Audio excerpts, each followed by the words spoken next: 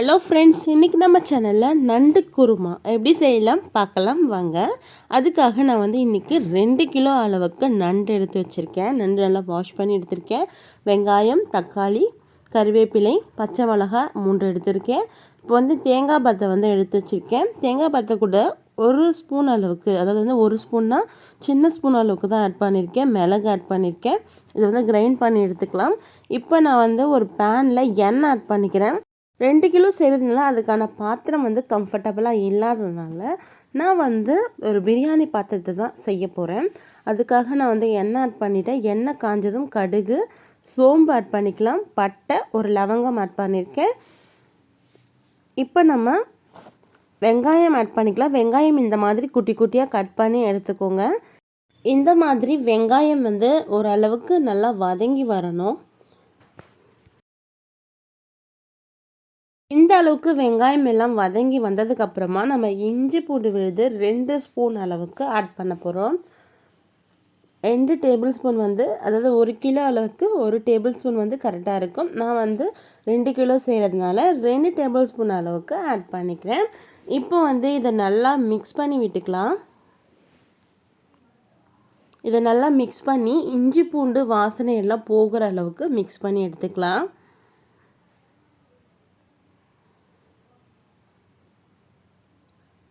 இப்போ நம்ம எடுத்து வச்சுருக்க கருவேப்பிலையும் ஆட் பண்ணிவிட்டு தக்காளியும் ஆட் பண்ணிக்கலாம். தக்காளியும் ஆட் பண்ணிவிட்டு இது நல்லா மேஷ் ஆகிற அளவுக்கு வதக்கி எடுத்துக்கலாம்.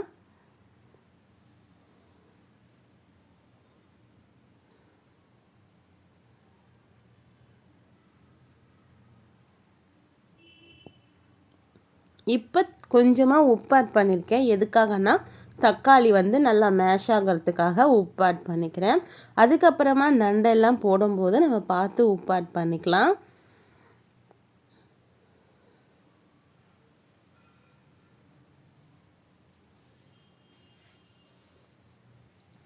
ஓரளவுக்கு நல்லா தக்காளி எல்லாம் நல்லா சாஃப்டாக மேஷ் ஆகியிருக்கு. இந்த அளவுக்கு போதும். ஏன்னா நம்ம நண்டெல்லாம் போட்டு நல்லா வதக்கும் போது தக்காளி எல்லாமே நல்லா மேஷ் ஆகிடும். ஸோ இந்த அளவுக்கு நம்ம தக்காளி எல்லாம் மேஷ் ஆகினா போதும். இப்போ நண்டை 1 பை 1 ஆட் பண்ணிக்கலாம். சில பேர் பார்த்திங்கன்னா நண்டு கால்கள்லாம் தனியாக போடுவாங்க, அந்த சதைகள் எல்லாம் தனியாக போடுவாங்க. நான் ஒவ்வொரு நண்டாகவே போட்டிருக்கேன். நண்டு சாப்பிட்றதுனால ஏராளமான சத்துக்கள் இருக்குது. இது குழந்தைங்களுக்கெல்லாம் கண்டிப்பாக கொடுங்க, ரொம்ப ரொம்ப நல்லது. இப்போ பாருங்கள், நண்டு எல்லாமே ஆட் பண்ணியாச்சு. இதை நம்ம அப்படியே வதக்க முடியாது. கொஞ்சம் அது எல்லாமே கல் மாதிரி இருக்கிறதுனால அப்படி லைட்டாக இப்படி திருப்பி போட்டு எடுத்துக்கணும். அப்படி இல்லை அப்படின்னா நம்ம அதை அப்படியே 2 பக்கமும் கறி துணி வச்சு பிடிச்சிட்டு குலுக்கி எடுத்துட்டோம்னா நமக்கு கரெக்டாக இருக்கும்.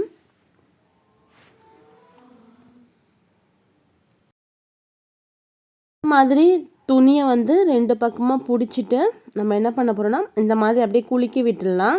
அப்போ அந்த மசாலாஸ் உள்ளே 1 பை 1 இறங்கும். இந்த மாதிரியும் பண்ணலாம். அதாவது கரண்டியால் நம்ம பண்ண முடியலனா இந்த மாதிரி பண்ணிக்கலாம். இப்போ பாருங்கள், நம்ம கரண்டியாலும் பண்ணலாம், அந்த மாதிரியும் பண்ணலாம். சரிங்களா?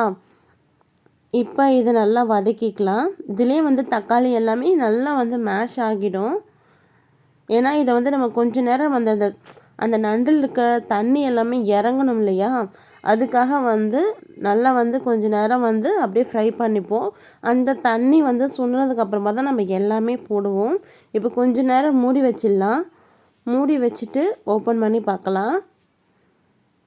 பாருங்கள், நண்டு நம்ம போடும்போது இருந்த கலரும் இப்போ கலர் எவ்வளோ சேஞ்ச் ஆகிருக்குன்னு உங்களுக்கு தெரியும். இது நல்லா எல்லாமே நல்லா மிக்ஸ் பண்ணி விட்டுக்கலாம்.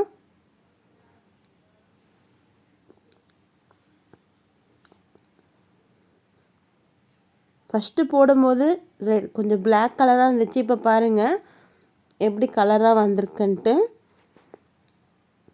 இப்போ நம்ம கொஞ்சமாக மஞ்சத்தூள் ஆட் பண்ணிவிட்டு மறுபடியும் நல்லா மிக்ஸ் பண்ணி விட்டுக்கலாம். மஞ்சத்தூள் ஃபுல்லாக பரவுற அளவுக்கு மிக்ஸ் பண்ணி விட்டுக்கலாம். இல்லைனா நம்ம குலுக்கிட்டு அந்த மாதிரி ஃபுல்லாக மிக்ஸ் ஆகிற அளவுக்கு மிக்ஸ் பண்ணி விட்டுக்கலாம்.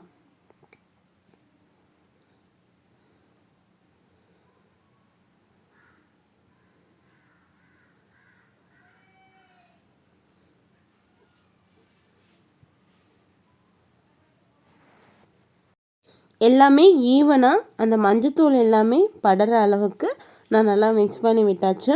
இப்போ நம்ம காரம் ஆட் பண்ணிக்கலாம். நான் வந்து இன்றைக்கி கரம் மசாலா எதுவும் ஆட் பண்ணலை, வீட்டில் இருக்கிற மிளகாய் பொடியை தான் ஆட் பண்ணியிருக்கேன். ஒருவேளை உங்களுக்கு கரம் மசாலா வேணும்னா நீங்கள் கரம் மசாலா ஆட் பண்ணிக்கோங்க. இப்போ காரத்துக்கு ஏற்ப ஆட் பண்ணிக்கலாம். ஆட் பண்ணிவிட்டு இதுவும் அதே மாதிரி தான் நம்ம எல்லாமே ஈவனாக மிக்ஸ் பண்ணி விட்டுக்கலாம்.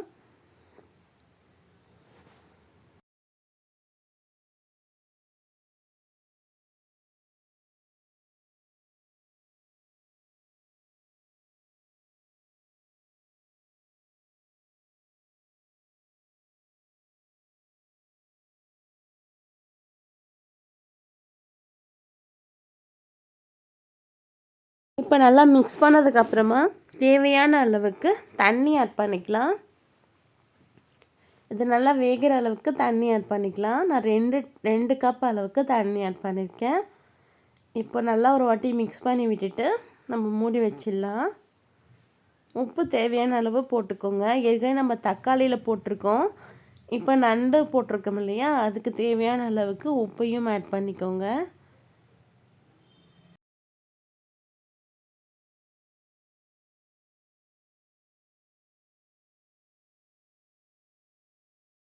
அஞ்சு நிமிஷம் மூடி வச்சிடலாம். நல்லா கொதி வரட்டும். ஒரு 5 நிமிஷம் கழித்து நம்ம ஓப்பன் பண்ணி பார்க்கலாம். இப்போ பாருங்கள், ஓப்பன் பண்ணோடனே எவ்வளோ சூப்பராக வந்து நல்லா வெந்திருக்கு. அதே மாதிரி நல்லா கொதித்து வந்திருக்கு. இப்போ நம்ம ஃபைனல் டச்சாக நம்ம தேங்காயையும் மிளகையும் அரைச்சி வச்சுருக்கோம் இல்லையா, அதையும் வந்து ஆட் பண்ண போகிறோம்.